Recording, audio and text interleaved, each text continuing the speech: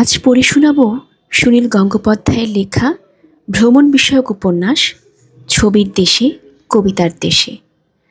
আজ থাকছে এর প্রথম পর্ব। আমি দেশের বাইরে গিয়ে জীবনে প্রথম যে বিদেশের মাটিতে পা রাখি সেটা ফরাসি দেশ। সে অনেক কাল আগেকার কথা।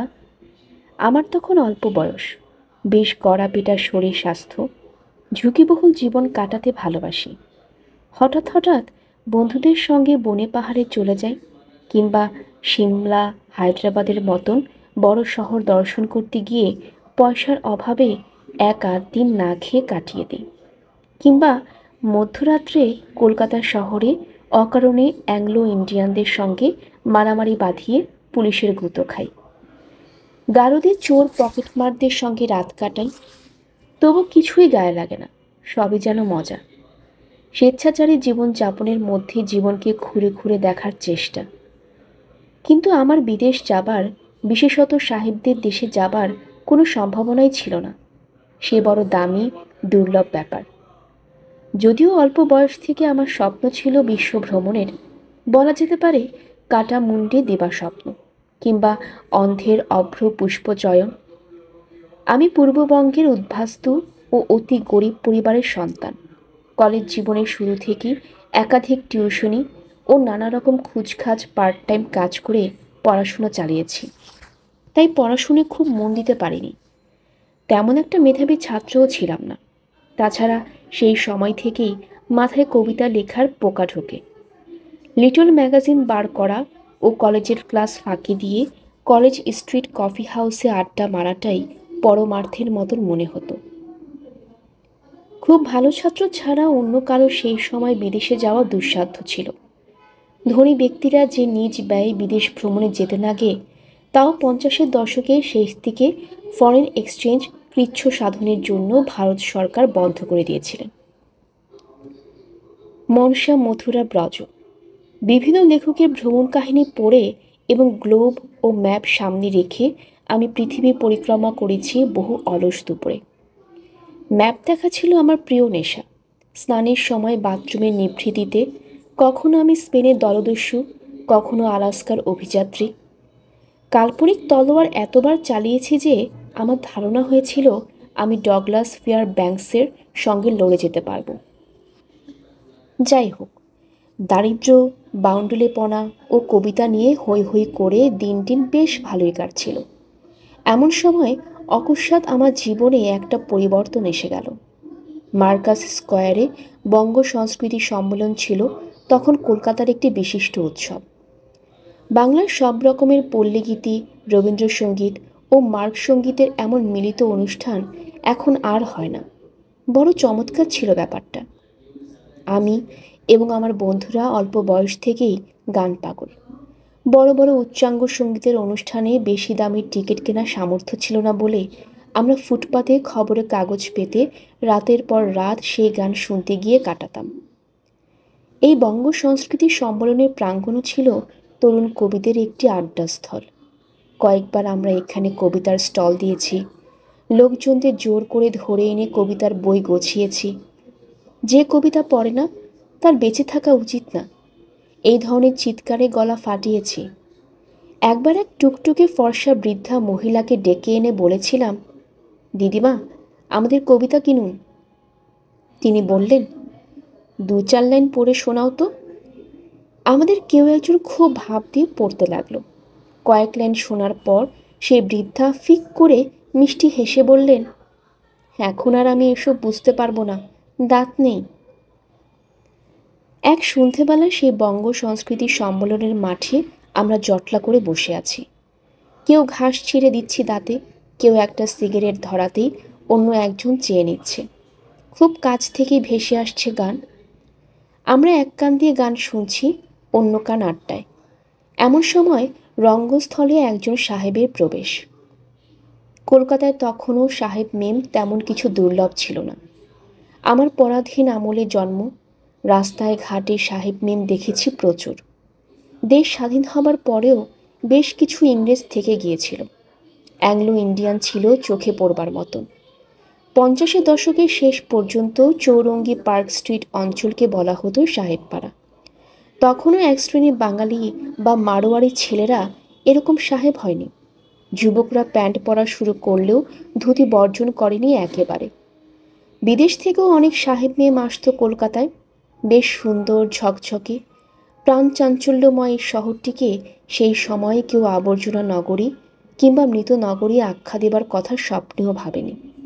ভারতের প্রথম ও তৎকালীন প্রধানমন্ত্রী জওহরলাল নেহেরু একবার কলকাতাকে শুধু মিছিল নগরী বলায় বাঙালিদের কাছ থেকে বেশ ভৎসনা পেয়েছিলেন।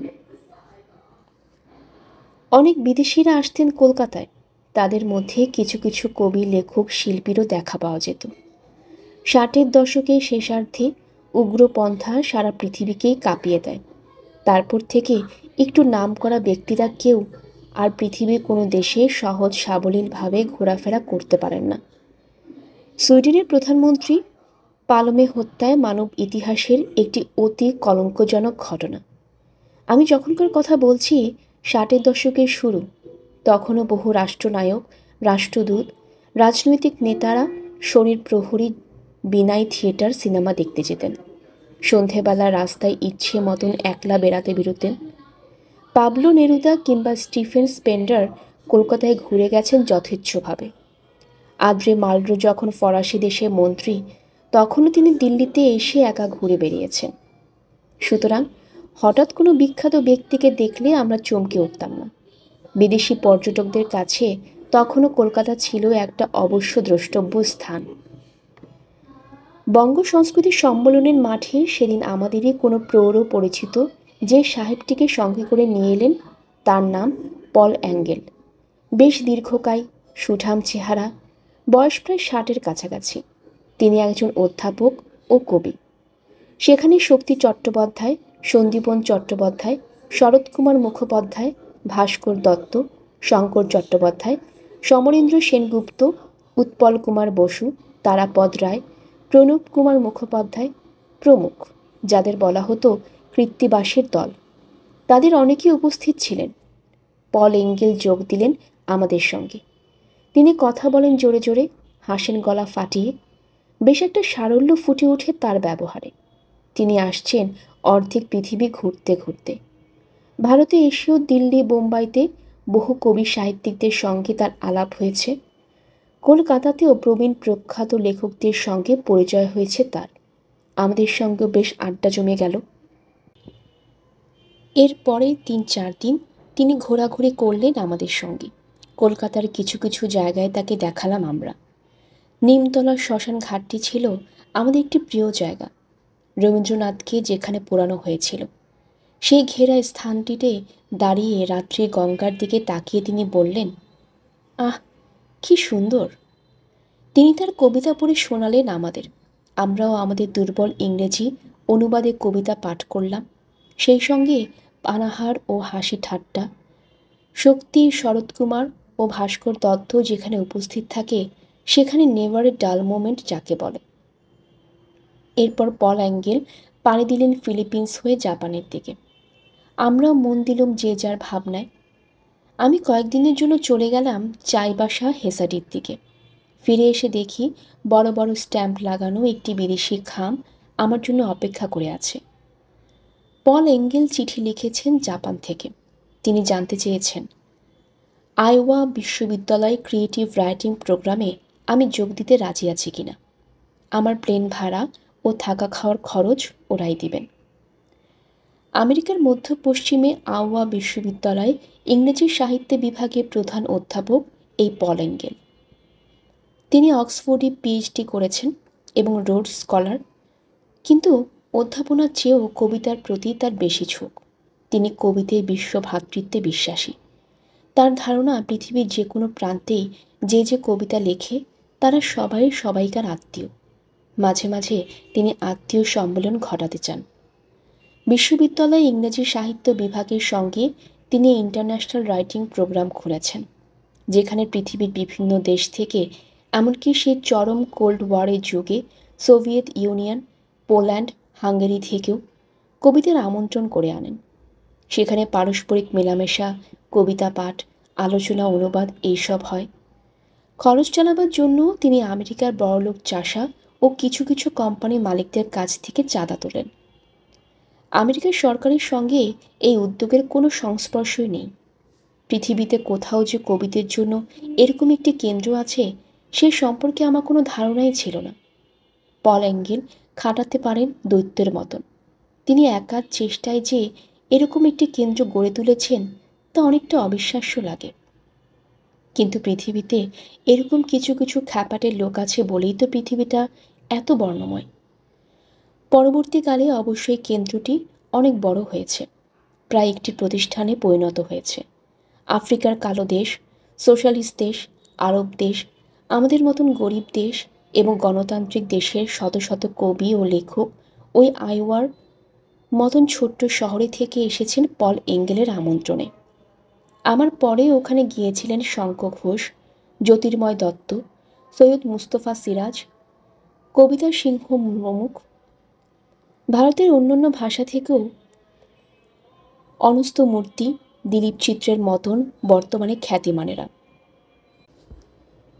আমার কাছে সেই চিঠি একটা বিরাট লটারি প্রাপ্তির মতন হলেও প্রথমে বেশ কয়েক ঘন্টা আমার খুবই বিমূঢ় অবস্থায় কেটেছিল।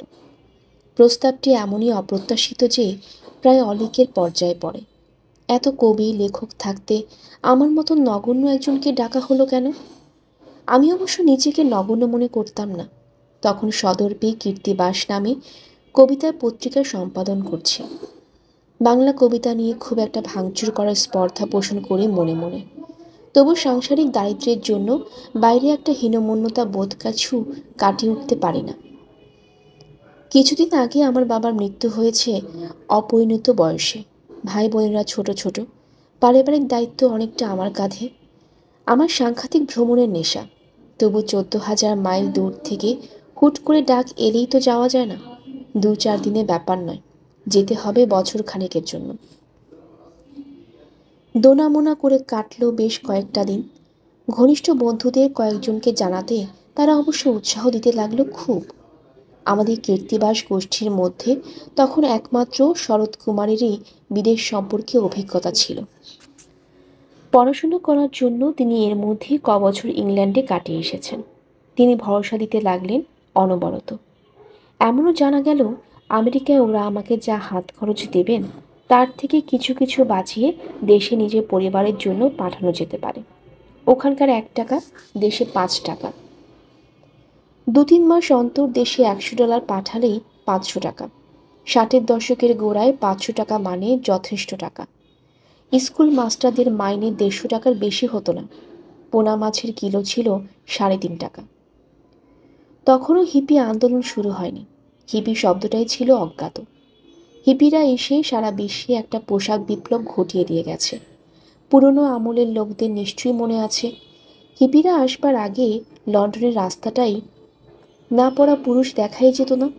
প্যান্টের মধ্যে শার্ট না গুজে কেউ বাইরে বেরোলে অন্য লোকরা ভ্রু কুঁচকে বলতো, বাথরুমের পোশাক পরে রাস্তায় এসেছো কেন? বহু হোটেল রেস্তোরাঁয় পোশাকের ব্যাপারে বাধ্যবাধকতা ছিল। দিনের বেলা নেমন্তন্ন একরকম সাজ, রাত্রিরের নেমন্তন্নে আরেক রকম। মোজার সঙ্গে টাইয়ের রঙে সামঞ্জস্য থাকা চাই। হিপিরা এইসব নিয়মকানুন ভেঙে দেয়। নীল রঙের জিন্স যা ছিল কুলি মজুরদের পরিধেয় তা জাতে ওঠে। এখন জিন্স আর গেঞ্জি পরে পৃথিবীর সর্বত্র ঘোরা যায়, কিন্তু তখনও সেই স্বর্ণযুগ আসেনি। কবি অ্যালেন গিন্সবার্গ কলকাতার রাস্তায় পাজামা পাঞ্জাবি পরে ঘুরতেন, কিন্তু দেশে ফেরার সময় তাকে ওই পোশাকে প্লেনে উঠতে দেওয়া হয়নি। তাকেও প্যান্ট কোটটাই কিনতে হয়েছিল। সুতরাং আমারও একটা ওইরকম পোশাক চাই। আমি তখন ওয়াসেল মোল্লার দোকান থেকে কেনা রেডিমেড প্যান্ট পরি, চৌরঙ্গীর ফুটপাথ থেকে শার্ট কিনি, আর পায়ে বাটা কোম্পানির 7 টাকা 99 পয়সা দামের চটি। একরকম প্যান্ট কোট যাকে স্যুট বলে তা আমাদের বংশে কেউ কখনো গায়ে দেয়নি। ওরকম এক প্রস্ত কিনতেই হবে। সাহেবদের দেশে যে হেতু বরফ পড়ে তাই আমাদের ধারণা ছিল ওসব দেশে সারা বছরই খুব শীত। তখন অগাস্ট মাস, তবু বানানো হলো একটা আধা উলের স্যুট। তার খরচ পড়ল 500 টাকা। শরৎ কুমার এবং ভাস্কর দত্ত দুজনে ভাগাভাগি করে সেই টাকাটা দিয়েছিলেন। এরপর পাসপোর্ট। ও, সে কথা ভাবলে গায়ে এখনও জ্বালা ধরে। পরবর্তীকালে সুপ্রিম কোর্টের এক রায়ে যে কোনো নাগরিকেরই পাসপোর্ট পাবার অধিকার প্রতিষ্ঠিত হয়েছে। কিন্তু তখন পাসপোর্টের জন্য কি হয়রানি না হয়েছিল! দিনের পর দিন পাসপোর্ট অফিসে ঘোরাঘুরি করি, ধমক খেয়ে ফিরে আসি। এদিকে 1 সেপ্টেম্বরের মধ্যে পৌঁছতে না পারলে আমন্ত্রণটাই নষ্ট হয়ে যাবে। বিশ্ববিদ্যালয়ের উজ্জ্বল তারকা নই, নামকরা কোনো পরিবারের সন্তান নই, নিতান্তই এক হেজিপেজি এবং নিছক বাংলা কবিতা লিখি।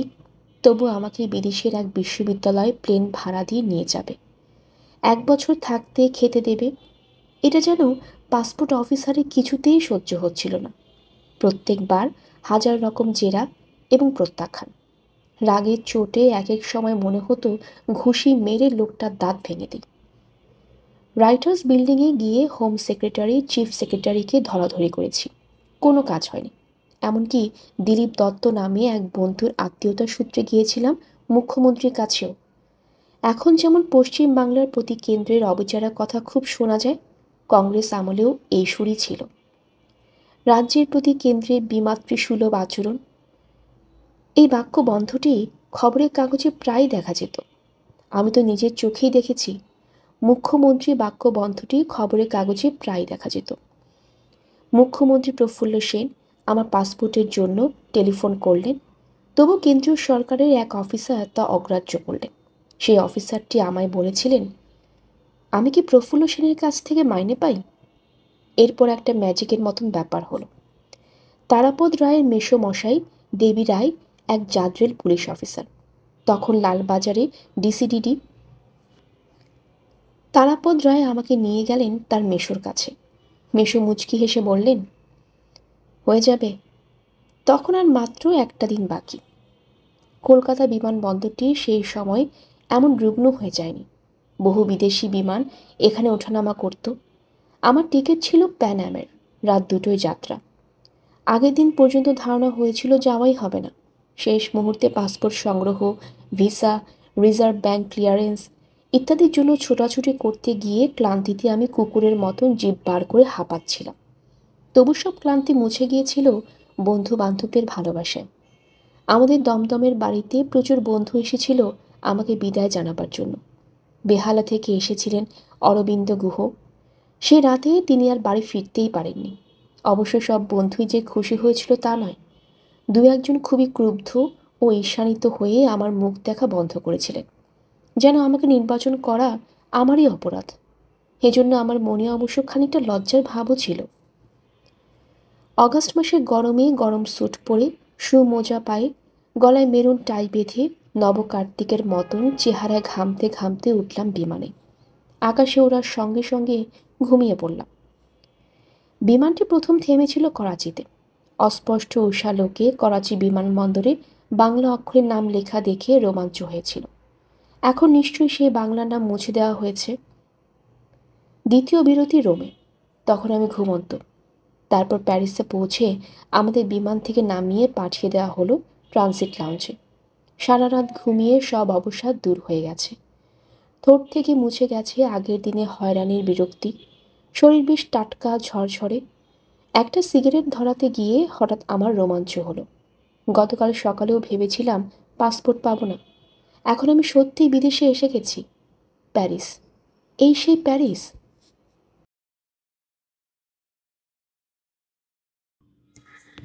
আমাদের চোখে তখন ফ্রান্স ছিল স্বর্গের সমতুল্য। অগণন শিল্পী, সাহিত্যিক, কবিদের লীলাভূমি। কে যেন বলেছিলেন, প্রত্যেক শিল্পীরই 2টি মাতৃভূমি। একটি যেখানে সে জন্মেছে, অন্যটি হলো ফ্রান্স। এখানেই ছিলেন দেগা, মনে, মানে, গগ্গা, মাতিস, রুয়োর মতন মহান শিল্পীরা। এখন এখানে ছবি আঁকছেন পিকাসো, র্যাবো, ভার্লিন, বদলিয়ার, মার্লামি, ভালেরি আরেমিসোর মতন কবিদের এই দেশে আমি সত্যি সত্যি দাঁড়িয়ে আছি। সেই সময় আমি আমেরিকার সাহিত্য বিশেষ কিছু পড়িনি। তখনও টিভি আসেনি, মিডিয়ার এমন ব্যাপক প্রসার ছিল না। আমেরিকা ছিল ভূপৃষ্ঠের অন্যদিকের বহু দূরের দেশ। ধনতান্ত্রিক সাম্রাজ্যবাদী শক্তি হিসেবে আমেরিকার যতটা পরিচিতি ছিল, সেই তুলনায় ওখানকার সাহিত্য সংস্কৃতি সম্বন্ধে বিশেষ জানা ছিল না। হলিউডের ফিল্ম ছাড়া।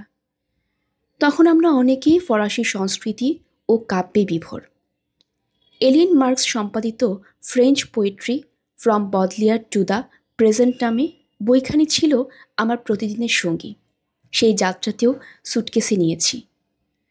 শার্ল দ্যাগলের নামে এয়ারপোর্ট তখনও তৈরি হয়নি। দ্যাগল সেই সময়ে বহাল তবিয়তে বেঁচে আছেন। ওর্লি বিমানবন্দরে কাচের দেয়ালে নাক ঠেকিয়ে আমি প্যারিস নামক অমরাবতীকে দেখার চেষ্টা করছি, আর মনে মনে আবৃত্তি করছি ভাঙা ভাঙা কবিতার লাইন। যা কক্তর একটি কবিতায় বিশেষ করে মনে পড়ছিল, কারণ সেই কবিতার একজন ভারতীয়র উল্লেখ আছে। বন্য রৌদ্রে শরীর পুড়িয়ে প্রতীক্ষা করি, বেরোবে কখন, আমাদের এই চামড়ার নিচে লুকিয়ে যে আছে সেই ভারতীয়। আমি সেই ভারতীয়। আমার গায়ের চামড়া জলপাই রঙের। আমি এসেছি যা কক্তর শহরে। একসময় বলা হতো প্যারিস শহরের প্রধান দুটি দ্রষ্টব্য হল আইফেল টাওয়ার আর যা কক্ত। তিনি এখনকার 1 নম্বর নাগরিক। একাধারে তিনি কবি ও ঔপন্যাসিক, নাট্যকার ও প্রাবন্ধিক। নিজে ফিল্ম ও নাটক পরিচালনা করেছেন, নিজে তাতে অভিনয়ও করেছেন। সাহিত্য শিল্পে যে কোনো শাখায় তিনি স্মরণীয়। বিদগ্ধ নাগরিকতার উজ্জ্বল প্রতিভ্য। প্যারিসের অদূরে তার জন্ম, এখানে তার মৃত্যু। কি অসাধারণ সেই মৃত্যুদশা! বিশ্ববিখ্যাত গায়িকা এডিথ পিয়াফ ছিলেন কক্তর ঘনিষ্ঠ বান্ধবী। দুজনের জীবনে কি প্রচণ্ড অমিল, আবার কি দারুণ মিল। কক্ত ধনী পরিবারের সন্তান, আর এডিথ পিয়াফ ছিলেন পথের ভিখারিণী। চোর, গুন্ডা, খুনে ও বেশ্যাদের মধ্যে প্রতিপালিত এই গায়িকাটি নিজের প্রতিভার জোরে উঠে এসেছিলেন সমাজের শীর্ষে। একসময় কক্ত আর পিয়াফ দুজনেই অসুস্থ হয়ে পড়েন। দুজনের মৃত্যু শয্যাশায়ী। কক্ত প্রতি ঘন্টায় ঘন্টায় লোক পাঠাচ্ছেন পিয়াফ কেমন আছে জেনে আসতে। তারপর একসময় প্রায় একই সঙ্গে শেষ নিঃশ্বাস ফেললেন দুজনে। অমর লোক বলে যদি কিছু থাকে, তবে সেখানে ওই দুজনের নিশ্চয়ই আবার দেখা হয়েছে। আমি কবিতা নিয়ে মগ্ন হয়ে আছি। কত সময় কেটে গেছে জানি না। হঠাৎ মাইক্রোফোনে কীরকম যেন একটা উদ্ভট শব্দ শুনতে পেলাম। গ্যাগো প্যাডি, সুনীল, গ্যাগো প্যাডি। আরে, এটা তো আমার নাম নাকি? আমি ছুটে কাউন্টারে যেতেই একজন উত্তেজিতভাবে ফরাসিতে কী যেন বলতে লাগলো। আমি যত বলি যে জর্না পার্ল পা ফ্রান্সে, আমি ফরাসি ভাষা জানি না, তবু সে থামে না। শেষ পর্যন্ত একজন ইংরেজি জানা লোক এসে বলল, তুমি এতক্ষণ কি করছিলে? ওই দেখো, তোমার প্লেন ছেড়ে যাচ্ছে। আমি সেদিকে দৌড় লাগাতে যেতেই সে আমার হাত চেপে ধরে বলল, সিঁড়ি সরিয়ে নেওয়া হয়েছে গিয়েছে, দেখছো না? তোমার আর ওই প্লেনে যাওয়া হবে না। আমি আঁতকে উঠলাম। বলে কি? ওই বিমানে আমার সুটকেস রয়েছে, আমার পকেটে মাত্র $8। আমি এখানে কাউকে চিনি না। এখন কোথায় যাব? আমি যখন প্রথম বিদেশে যাই তখনও জাহাজের যুগ পুরোপুরি শেষ হয়নি, বিমানের যুগ শুরু হয়ে গেছে। আগেকার দিনে আমরা কত ভ্রমণ কাহিনীতে জাহাজ যাত্রার বর্ণনা পড়েছি। সমুদ্র পৃষ্ঠে তৈরি হয়েছে কত রোমান্স, গল্প, উপন্যাস। স্বদেশ ছেড়ে বিদেশ যাত্রার সময় জাহাজের আন্তর্জাতিক পরিবেশ এবং অন্যান্যদের সঙ্গে বেশ কয়েকদিনের মেলামেশায় মনকে অনেকটা প্রস্তুত করে তোলে। হঠাৎ একটা কালচার শক হয়। সেই তুলনায় বিমান ভ্রমণে কয়েকটি ঘন্টা নিতান্তই বর্ণহীন। সেই সময় আমার পরিচিত নামকরা ছাত্রছাত্রীদের মধ্যে অনেকেই, যেমন অমর্ত্য সেন, নবনীতা দেবসেন, প্রণবেন্দু দাশগুপ্ত প্রমুখ, সমুদ্রপথে প্রবাসে গিয়েছিলেন। আমারও বাল্যকাল থেকেই জাহাজ ভ্রমণের স্বপ্ন ছিল। বাচ্চা বয়সে যখন কেউ আমাকে জিজ্ঞেস করত, তুমি বড় হয়ে কী হতে চাও, আমি বিনা দ্বিধায় উত্তর দিতাম, নাবিক। অথচ প্রাপ্ত বয়সে আমাকে প্রথম সমুদ্রে ডিঙোতে হলো হনুমানের মতন আকাশপথে। এখন অনেক বাচ্চা ছেলেও জানে ট্রানজিট লাউঞ্জ কাকে বলে, কিংবা নির্দিষ্ট দিনে বিমানে না চাপলেও আন্তর্জাতিক টিকিট নষ্ট হয় না। কিন্তু সেই সময়ে আমার আত্মীয় স্বজন, বন্ধু বান্ধবদের মধ্যে কারোরই বিদেশ বিমানযাত্রার অভিজ্ঞতা ছিল না। কেউ আমাকে কিছু বলে দেয়নি। টিকিটটি একেবারে শেষ মুহূর্তে পেয়েছিলাম বলে বিমান কোম্পানির লোকেরাও কোনো পরামর্শ দেয়নি আমাকে। সেজন্যই প্যারিসে আমার নির্দিষ্ট ফ্লাইট ধরতে না পেরে আমি যৎপূরণিত ঘাবড়ে গিয়েছিলাম। মনে হয়েছিল আমার আর আমেরিকা যাওয়া হবে না, এখান থেকেই বা দেশে ফিরব কি করে। প্যারিসে আমায় পড়ে থাকতে হবে, এখানে একজনকেও চিনি না, পকেটে মাত্র $8। ক্লোসার নামের এক ধরনের ভিখিরির কথা পড়েছি ফরাসি উপন্যাসে। আমাকেও সেন নদীর ব্রিজের তলায় সেরকম ভিখিরি জীবন কাটাতে হবে। আমার ছটফটানি ও ব্যাকুলতা দেখে 3-4 জন বিমান কর্মী ঘিরে ধরল আমাকে। হাত পা নেড়ে বোঝাবার চেষ্টা করলো যে ভয় নেই, ঘণ্টাখানেক বাদে অন্য এয়ারলাইন্সের এক বিমানে আমাকে তুলে দেওয়া হবে। আমার স্যুটকেস নিউ ইয়র্কে অপেক্ষা করবে আমার জন্য। তাতেও খুব একটা ভরসা পেলাম না। নিউ ইয়র্কের বিশাল এয়ারপোর্টে কিভাবে একটা স্যুটকেস খুঁজে বার করতে হয় তাই বা কে জানে। সেই অপেক্ষায় সময়টা নানান রকম উদ্বেগ ও দুশ্চিন্তার মধ্যে কাটছিল। হঠাৎ একসময় মনে হলো, দূর ছাই, যা হবার তা হবে। আমি বসে আছি প্যারিসের বুকে, আর শুধু শুধু স্যুটকেস, টিকিট, টাকা পয়সার মতন বাজে ব্যাপার নিয়ে সময় নষ্ট করছি। এই 4 ঘন্টায় শহরটা খানিকটা ঘুরে দেখা যেতে পারত, কিন্তু এখান থেকে বেরোতে দিবে না। আমি বিমানবন্দরেই চতুর্দিকে টহল মারতে লাগলাম। যদি কোনো দিকের কাছের দেয়াল দিয়ে এই কবি শিল্পীদের স্বর্গস্থানটি দেখা যায়। যা দেখা যায় তা যৎসামান্য, আশ মেটে না। সোফাগুলিতে গা এলিয়ে যেসব যাত্রীরা বসে আছে তাদের দিকে তাকিয়ে মনে হয় এদের মধ্যে নিশ্চয়ই কেউ কেউ ফরাসি দেশে বড় শিল্পী কিংবা খ্যাতিমান কবি। একজন দাড়িওয়ালা মধ্যবয়স্ক সাহেব নোট বই খুলে কি যেন লিখছেন। বার্নার্ড শ চলন্ত বাসে নোট বইতে নাটকের সংলাপ লিখে রাখতেন। এখানেও বোধহয় কোনো কবি মহাকাব্য রচনা করছেন। লোভ হয় পাশে গিয়ে উঁকি মারতে, আবার দুর্মর সংকোচে যেতেও পারি না। পরে আমার এই ধরনের চিন্তার কথা শুনে মার্গারেট হেসে কুটি কুটি হয়েছিল। সে বলেছিল, দূর বোকা, ট্রানজিট লাউঞ্জে ফরাসি কবি শিল্পীরা বসে থাকতে যাবে কেন? ওখানে তো আটকে থাকে শুধু বিদেশিরা।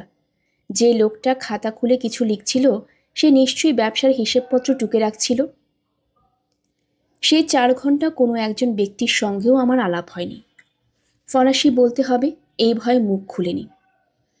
আমি ফরাসি ভাষা জানি না, কিন্তু এই চমৎকার ভাষাটি শেখার একাধিক সুবর্ণ সুযোগ হেলায় হারিয়েছি। তখন কলকাতায় আমার পরিচিতদের মধ্যে 2জন ছিলেন ফরাসি ভাষাবিদ, প্রখ্যাত লেখক কমল কুমার মজুমদার এবং তৎকালীন বাংলা প্রকাশনা জগতের সবচেয়ে সাড়া জাগানো প্রতিষ্ঠান সিগনেট প্রেসের অন্যতম অংশীদার সুনন্দ গুহু ঠাকুরতা। বুড্ডা এই বহু ভাষাবিদ অন্তত 15-16টি ভাষা, গ্রিক সমেত সে লিখতেও বলতে পারে। তার মতন স্মৃতিশক্তি সম্পন্ন মানুষ আমি দ্বিতীয় দেখিনি। এদেশের দুর্ভাগ্য যে এরকম সুরসিক ও জ্ঞানী ব্যক্তিটি বহুকাল দেশ ছাড়া। কমল কুমার আমাদের প্রথম যৌবনের অ্যারিস্টটল। তিনি বহু বিষয়ে আমাদের দীক্ষাগুরু। অ্যারিস্টটলের মতনই কমল কুমারকে আমরা বসে থাকতে দেখেছি। কদাচিৎ ঘন্টার পর ঘন্টা দাঁড়িয়ে বা চলন্ত অবস্থায় তিনি কথা বলতেন। অর্থাৎ তিনি ছিলেন পেরিপাটেটিক দার্শনিক। কলেজ স্ট্রিট কিংবা ওয়ালিংটনের মোড়ই ছিল আমাদের আবেন্সের লাইসিয়াম। কমল কুমারের গল্প উপন্যাসের ভাষা অনেকের কাছে দুর্বোধ্য মনে হলেও তার মুখের ভাষা ছিল খাঁটি কলকাতার চলতি ভাষা, কলকাতার ককনিও বলা যেতে পারে। তার সঙ্গে মিশে থাকত ফরাসি শব্দ। ওয়েলিংটনের মোড়ে ভেজাল তেলে ভাজা হাঁসের ডিমের অমলেট খেতে খেতে তিনি বলতেন, বাহ, সে ধো, বেড়ে কাঁচা লঙ্কা ঝালটি দিয়েছে, কি বলো? কিংবা কোনো তরুণ কবিকে সস্নেহ ভৎসনা করার সময় তিনি বলতেন, কষ্ট না করলে কেষ্ট পাওয়া যায় না, বুঝলে? পভর ফৈন্ডো ট্রাবাইজো। কোনো রেস্তোরাঁ বা পানশালায় দাম দেবার সময় তিনি টাকা বের করতেন কোনো বইয়ের পাতার ভাঁজ থেকে। সবসময় তার হাতে থাকত এক একখানা ফরাসি বই, পুরনো ক্লাসিক। ট্রামে বাসে পড়তেন, আবার সেই বইই তার মানিব্যাগ। সাদা ধপধপে পাঞ্জাবি ও ধুতি পরিহিত এই বলিষ্ঠকায় মানুষটি একদিকে অত্যন্ত ভারতীয় আর্য, আবার ফরাসি সংস্কৃতিতে খুব বেশি আপ্লুত। ইংরেজদের তিনি পছন্দ করতেন না।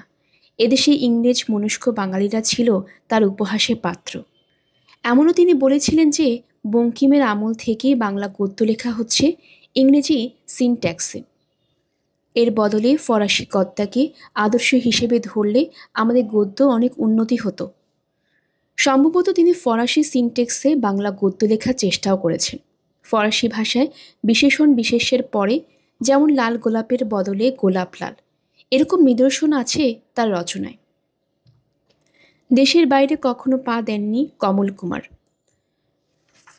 এককালে সেই সুযোগ তার যথেষ্টই ছিল। তার ছোট ভাই শিল্পী নীরদ মজুমদার বহুকাল কাটিয়ে এসেছেন ফরাসি দেশে, কিন্তু কমল কুমার ইচ্ছে করেই যাননি। কোনো বিলেত ফেরত ব্যক্তিকে অতি সাহেবীপনা করতে দেখলে তিনি হেসে বলতেন, আমার বাবার বাবার বাবার বাবা হাফ পেন্টুল পরে বিলেত গেছিল, বুঝলে? ফরাসি দেশ থেকে অনেক জ্ঞানী গুণী লেখক শিল্প সমালোচক কলকাতায় এলে কমল কুমারের খোঁজ করতেন। কমল কুমার তাদের অ্যাপয়েন্টমেন্ট দিতেন খালাসিটোলায় দিশি মদের দোকানে। চতুর্দিকে নোংরা ছড়ানো সে আধো অন্ধকার স্থানটিতে দাঁড়িয়ে দাঁড়িয়ে তিনি তাদের সঙ্গে কথা বলতেন হালকা সুরে। কলকাতার অনেক বিখ্যাত ব্যক্তি কমল কুমারের কাছে ফরাসি ভাষার ছাত্র ছিলেন। আমরাও একসময় বায়না ধরেছিলাম, কমলদা আমাদের ফরাসি শেখান। তিনি সঙ্গে সঙ্গে রাজি, তবে দুটি শর্তে। বিনা পয়সায় শেখা চলবে না, তাকে মাইনে দিতে হবে মাসে 1 টাকা। আর দ্বিতীয় শর্ত হলো তার অনুমতি না পাওয়া পর্যন্ত তিনি কিছুতেই আমরা প্রকাশ্যে অন্যদের কাছে একটা ফরাসি বাক্য উচ্চারণ করতে পারবো না। শুনেছি ওস্তাদ ফৈয়াজ খাঁর নির্দেশ ছিল, টানা 7 বছর সর গ ম না থাক সাধলে তার শিষ্যরা এক লাইনও গান গাইতে পারত না। উত্তর কলকাতা গে স্ট্রিটে আমার বন্ধু আশুতোষ ঘোষের বাড়িতে সপ্তাহে 2 দিন ধরে দুপুরে তিনি পড়াতে আসতেন আমাদের। ওহ, কি ভয়াবহ সেই অভিজ্ঞতা! এমনকি সুরসিক আড্ডাবাজ কমল কুমার শিক্ষক হিসেবে ছিলেন অত্যন্ত কঠোর। কোনো রকম হাস্য পরিহাস নয়, আমাদের শুধু চেঁচিয়ে চেঁচিয়ে ফরাসি শব্দরূপ ধাতুরূপ মুখস্থ করতে হবে। আজকালকার ডাইরেক্ট মেথডে তিনি বিশ্বাস ছিলেন না। বাক্য গঠন দিয়ে শিক্ষাগুরুর মজা আমরা পেলাম না, শুধু নীরস ব্যাকরণ। এ যেন তেঁতুল গাছতলায় বুনো রামনাথের টোলে মাথায় টিকিওয়ালা ছাত্রদের মতন দুলে দুলে এতর আবহাওয়ার নানা রূপ আউড়ে যাওয়া। 2 মাসের মধ্যেই আমাদের ধৈর্য চলে গেল। আমাদের সময় স্কুলে সংস্কৃত অবশ্য পাঠ ছিল, শব্দরূপ ধাতুরূপ মুখস্থ করার ভিত্তিতে সে ভাষাও ভালো করে শিখিনি। ফরাসি ভাষায় বিদ্বান হবার উচ্চাকাঙ্ক্ষা আমাদের অচিরেই বিলীন হয়ে গেল। মূল ভাষায় ফরাসি কবিতা পাঠ করার বাসনা আমরা একেবারেই যাইনি। এরপরে বন্ধুদের না জানিয়ে গোপনে আমি আলিয়াস ফ্রাসেজে ছাত্র হিসেবে ভর্তি হয়েছিলাম একবার। সেখানেও বেশি দিন লেগে থাকতে পারিনি নিজেরই দোষে। সেই সময় অন্তত উচ্চবিত্ত পরিবারের ছেলে মেয়েরাই প্রধানত পড়তে যেত আলিয়াস ফ্রাসেজে। চমৎকার তাদের চেহারা, আর জামা কাপড়ে কত বাহার! এক একজন জন্মদিনে ক্লাসের মধ্যে দামি চকলেট বিলি করে। একগাদা সহপাঠিনীদের নিয়ে পার্ক স্ট্রিটে কোনো দামি রেস্তোরাঁয় খেতে যায়। সেই তুলনায় আমার চেহারা ও পোশাক অতি মলিন। পকেটে হাত দিয়ে প্রায় সময় খুচরো পয়সা গুনি। কারোর সঙ্গে মিশতে পারতাম না, পেছনের দিকে চুপ করে বসে থাকতাম। জানি এটা আমার বোকামির পর্যায়ে পড়ে, অন্যদের জালিয়াতি তুচ্ছ করাই উচিত, কিন্তু বন্ধু বান্ধবদের মধ্যে থাকলে আমি বাঘ, একা হয়ে পড়লে মুখ চোরা। এই দুর্বলতা কাটিয়ে উঠতে পারতাম না কিছুতেই। তাছাড়া বন্ধু বান্ধবদের কাছেও ধরা পড়ে গেলাম অবিলম্বে। ফরাসি কনসুলেটে যাতায়াত করছি শুনে কলেজ স্ট্রিট কফি হাউসে আড্ডাধারীরা অনেকে বলতে লাগলো, খুব আতেল হতে চাস বুঝি? আতেল শব্দটি গালাগালের পর্যায়ে পড়ে। আলিয়াস ফ্রাসেজে পড়াবার ধরন খুবই আকর্ষণীয় ছিল। সুন্দরী তরুণী ম্যামরা পড়াতো, কিন্তু তা আমার ভাগ্যে সইল না। পরবর্তীকালে অনেক বছর পরে ওই আলিয়াস ফ্রাসেজের সামনের রাস্তায় আমি এক দিন বিকেলে দাঁড়িয়ে থাকতাম অন্য কারণে। ওখানকার এক ছাত্রীকে মাঝপথে ধরে ক্লাস ফাঁকি দিয়ে আমার সঙ্গে ময়দানে টোটো করে ঘুরে বেড়াবার কুপ্ররোচনা দিতাম। এইভাবে আমি আমার পূর্বতন ব্যর্থতার শোধ নিয়েছি বলা যেতে পারে। ফরাসি ভাষা শেখা হয়নি বটে, কিন্তু ফরাসি বাক্য মুখস্থ করেছিলাম বেশ কিছু। আমার বন্ধু বুড্ডা শিখিয়েছিল। তার মধ্যে একটি হচ্ছে ভুলে ভু কুশিয়ে আভেক মোয়া। এর অর্থ আমি বলে দেব না। পাঠকদের প্রতি অনুরোধ, ভুলেও যেন কখনো এই বাক্যটি কোনো সদ্য পরিচিত বিদেশিনীর সামনে উচ্চারণ করবেন না।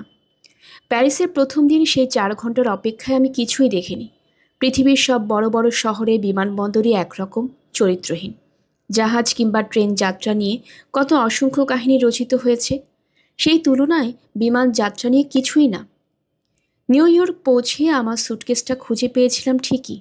নিউ ইয়র্কে আমার সঙ্গে কেউ দেখা করতে আসেনি, চিনতামই না কাউকে। বস্তুত সারা আমেরিকায় অ্যালেন গিন্সবার্গ ও পল অ্যাঙ্গেল ব্যতীত আমার পরিচিত কেউই ছিল না। তখনও সেই 63 সালে এত রাশি রাশি বাঙালি ছেলে মেয়ে মার্কিন দেশে গিয়ে থিত হয়নি। নিউ ইয়র্ক থেকে একটু পরেই বিমান বদলে শিকাগো। সেখানে এক হোটেলে রাত্রিবাস, সেও এক নিদারুণ অভিজ্ঞতা। এখন কলকাতা থেকে কেউ বিদেশে গেলে আর 5 জন তাকে অনেক কিছু শিখিয়ে পড়িয়ে দেয়, কিন্তু তখন আমার সেই সৌভাগ্য হয়নি। মাঝপথে কোথাও রাত কাটাতে হলে তার জন্য হোটেলের ব্যবস্থা করা যে বিমান কোম্পানির দায়িত্ব, তা কি জানতাম তখন? শেষ 3 হাতে টিকিট পেয়েছি, তার মধ্যে হোটেল ভাউচার নেই। এর মধ্যে 2টি পিকচার পোস্টকার্ড কিনে 50 সেন্ট খরচ করে ফেলেছি। আমার আর সম্বল মাত্র $7.5। সে আমলেও শিকাগোতে এয়ারপোর্টের কাছাকাছি কোনো হোটেলের ঘর $10 কমে পাওয়া যেত না। শুধু থাকা খাওয়া নয়, একটা হোটেলে পৌঁছে অতি দীনভাবে আমাকে স্বীকার করতে হয়েছিল যে আমার কাছে পয়সা কম আছে। কাউন্টারের তরুণ ম্যানেজারটি দয়া করেছিল আমাকে। এইসব প্রসঙ্গ আমি আগে অন্যত্র লিখেছি। প্রথম দিকে কিছু কিছু পুনরাবৃত্তি মার্জনীয়। পরের দিন ভোরবেলা আমি যখন আওয়ার উদ্দেশ্যে ছোট্ট একটি প্লেনে চাপলাম, তখন আমি করপদক শূন্য। সম্পূর্ণ অচেনা এক জায়গায় আমি পৌঁছব নিঃস্ব অবস্থায়। কোনো কারণে যদি পল অ্যাঙ্গেল খবর না পেয়ে থাকেন কিংবা এয়ারপোর্টে কারোকে পাঠাতে ভুলে যান, তাহলে আমি কি করব জানি না। বাগডোগরা কিংবা তেজপুরের মতন ছোট্ট এয়ারপোর্ট আওয়া সিটির রানওয়ের ওপরে দাঁড়িয়েছিলেন পল অ্যাঙ্গেল। আমি নামতেই তিনি 2 হাতে আমাকে জড়িয়ে ধরলেন। সেই উষ্ণতায় বুক ভরে গিয়েছিল। তারপর ম্যাজিকের মতন ব্যাপার ঘটতে লাগলো। আমাকে কিছু জিজ্ঞেস না করেই পল অ্যাঙ্গেল কি করে যেন বুঝে গেলেন যে আমি খুবই ক্ষুধার্ত। প্রথমে তিনি আমাকে এক রেস্তোরাঁয় নিয়ে গিয়ে খাওয়ালেন। আমার জন্য তিনি আগেই একটা অ্যাপয়েন্টমেন্ট ভাড়া করে রেখেছিলেন। সেখানে যাবার আগে ইউনিভার্সিটিতে নাম রেজিস্ট্রেশন, ব্যাংকে অ্যাকাউন্ট খোলা, টেলিফোন ও গ্যাসের কানেকশন নেওয়া ইত্যাদি সারা হলো ঘণ্টাখানেকের মধ্যে। তারপর তিনি একটি নির্জন রাস্তায় এক দোতলা বাড়ির সুসজ্জিত অ্যাপার্টমেন্টের আমার পৌঁছে দিয়ে বললেন, এবার তুমি কিছুক্ষণ বিশ্রাম নাও, আমি আবার সন্ধেবেলা আসব। মাত্র একদিন আগেও আমি ছিলাম কলকাতার এক কনিষ্ঠ কেরানি। দমদমে এক রিফিউজি পল্লীর কাছাকাছি ফ্ল্যাট বাড়ির 2খানা ঘরে সবাই মিলে গাদাগাদি করে থাকতাম। মাসের মাঝখান থেকেই ধারের চিন্তা করতে হতো। পুরো এক প্যাকেট সিগারেটের বদলে কিনতাম 2 করে। সেটা আমারই এখন একটা নিজস্ব অ্যাপার্টমেন্ট। টেবিলের ওপর টেলিফোন, রান্নাঘরে গ্যাস স্টোভ আর ফ্রিজ, বাথরুমে বাথটাব। কলকাতায় আমার নিজস্ব কোনো ব্যাংক অ্যাকাউন্টই ছিল না। ফ্রিজ, টেলিফোন, বাথটাব এসব তো স্বপ্নের জিনিসপত্র। এখানকার ব্যাংকে আমার নামে জমা পড়েছে $400। ঘ্যাচ করে যখন ইচ্ছে চেক কেটে ফেলতে পারি। হঠাৎ এতখানি পরিবর্তন ঠিক স্পর্শসহ মনে হয় না, কেমন যেন স্বপ্ন স্বপ্ন লাগে। এই পর্যায়ে আমি আমেরিকা প্রবাস বিষয়ে কিছু লিখব না, শুধু পটভূমিকা বোঝাবার জন্য এতখানি অবতরণিকা। মাস 2 মধ্যে টেলিফোন, ফ্রিজ, বাথটাব ইত্যাদি আর গ্রাহ্যের মধ্যেই আসে না। ও দেশের জীবনযাত্রায় ওসব সাধারণতম সামগ্রী, এমনকি টিভি, যা কলকাতায় তখন তো ছিলই না। ভারতের কোথাও এসেছে কিনা সন্দেহ। ওদেশে গিয়ে প্রথম দেখি, তারও আকর্ষণ কিছুদিনের মধ্যেই চলে যায়। আমার সর্বক্ষণ কলকাতায় ফিরে যেতে ইচ্ছে করে, অথচ এদেশ থেকে যাওয়ার পক্ষে যুক্তি অনেক। আমার মতন ছেলের পক্ষে সেই সময় কলকাতায় একটা ভদ্রগোছের চাকরি জোগাড় করা প্রায় অসম্ভবের পর্যায়ে পড়ে। আমেরিকায় আমার অবস্থা বেশ সচ্ছল। বাড়িতে প্রতি মাসে মা ভাই বোনদের জন্য টাকা পাঠাতেও কোনো অসুবিধে নেই।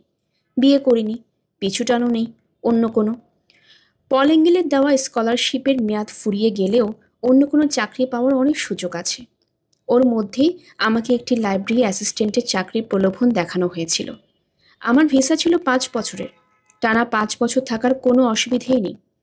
তখন অনেক ভারতীয় এরকম 5 বছরের ভিসা নিয়ে আমেরিকা পৌঁছে কিছু না কিছু চাকরি জুটিয়ে নিত। তারপর ভিসার মেয়াদ শেষ হলে চলে যেত পাশের কানাডায়। সেখানে ভিসা লাগে না, সেখানে কোনো ক্রমে মাস 6 কাটিয়ে আবার আমেরিকায় ঢুকলেই আবার 5 বছরের ভিসা, তার মধ্যে পাওয়া যায় স্থায়ী পারমিট। কয়েকজন ভারতীয় এ পন্থা অবলম্বনের পরামর্শ দিয়েছিল আমাকে। যদি তা মেনে নিতাম তাহলে এতদিনে আমেরিকায় আমার নিজস্ব একটা বাড়ি হতো, গোটা দুয়েক অন্তত গাড়ি, ম্যাম বউ, কিংবা এক ফাঁকে টুক করে দেশে এসে বিয়ে করে নিয়ে যেতাম কনভেন্টে পড়া কোনো রূপসীকে। আমার ছেলেমেয়েরা বাংলা না শিখে শুধু ইংরেজি বলতো। আমার আবালুস কাঠের মতন গায়ের রংটাও বোধহয় ফর্সা হয়ে যেত। 2-3 বছর অন্তর দেশে ফিরতাম একগাদা অল্প দামে ক্যামেরা, ঘড়ি, টেপ রেকর্ডার, পারফিউম, গেঞ্জি, সোয়েটার নিয়ে। উদারভাবে সেগুলো বিলোতাম আত্মীয় বন্ধুদের মধ্যে। আর নাক ছিটকে বলতাম, কলকাতা শহরটা তো নোংরা কেন, রাস্তাগুলো কেন এমন বদখত অবস্থা, এদেশের মানুষ কোনো কাজকর্ম করে না, দিল্লি বোম্বে যাওয়ার প্লেনগুলো সময় ঠিক রাখে না, ছি ছি ছি।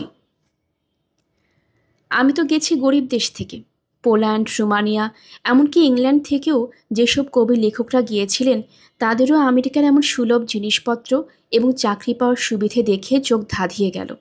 বেশ কয়েকজন এখানে পাকাপাকি থেকে যাওয়ার ব্যবস্থা করতে লাগলেন। 2-4 জন বিশ্ববিদ্যালয়ে ভর্তি হয়ে ডিগ্রি বাড়াবার চেষ্টায় মাতলেন। একজন বিয়ে করে ফেললেন দুম করে, যাতে আর ফেরার প্রশ্নই না ওঠে। কিন্তু 2-3 মাসের মধ্যে আমার মনের মধ্যে যাই যাই রব, কিছুই ভালো লাগে না, যেন আমি বন্দি। যদিও আমেরিকার মতন সর্বত্র ঘোরাফেরার স্বাধীনতা পৃথিবীর অনেক দেশেই নেই। কয়েকজন নবলব্ধ ভারতীয় বন্ধু আমার ছটফটানি দেখে সান্ত্বনা দিয়ে বলতো, কোনো রকমে 1টা বছর কাটিয়ে দাও। প্রথম 1 বছরে খুব হোমসিকনেস থাকে, তারপরে একদম কেটে যায়। আমি তা শুনে শিউরে উঠে ভাবতাম, তবে তা কোনো রকমেই 1 বছর পার হতে দেওয়া চলবে না। কলকাতায় সব সময় বন্ধু বান্ধব কিংবা ছুটোছুটি নিয়ে ব্যস্ত থাকতাম, ফাঁকা সময় প্রায়ই ছিল না। আইওয়াতে গিয়ে পুরোপুরি নিঃসঙ্গতা অনুভব করেছি অনেক সময়। এমনও দিন গেছে 24 ঘন্টা নিজের অ্যাপার্টমেন্টের বাইরে পা দিইনি, নিজের সঙ্গে ছাড়া অন্য কারোর সঙ্গে কথা বলিনি। সেই নির্জন ঘরেই আয়নার সামনে উলঙ্গ হয়ে দাঁড়িয়ে আমি নানান রকম প্রশ্ন করতাম। এখানে থেকে যাওয়া কিংবা ফিরে যাওয়া, এর পক্ষে বিপক্ষে যুক্তিগুলো সাজাতাম বারবার। জাগতিক নিয়মে ওদেশে থেকে যাওয়ার পক্ষে যুক্তি প্রচুর, তবু একটা প্রশ্ন থাকে, এই জগতের কাছে আমি কি চাই? নিশ্চয়ই বেঁচে থাকার আনন্দ। তাহলে কিসে আমার সর্বাধিক আনন্দ? গল্পের আসর বাই অগ্নিলা চ্যানেলে আপনারা শুনছিলেন সুনীল গঙ্গোপাধ্যায়ের লেখা ছবির দেশে কবিতার দেশে। আজ ছিল এর প্রথম পর্ব।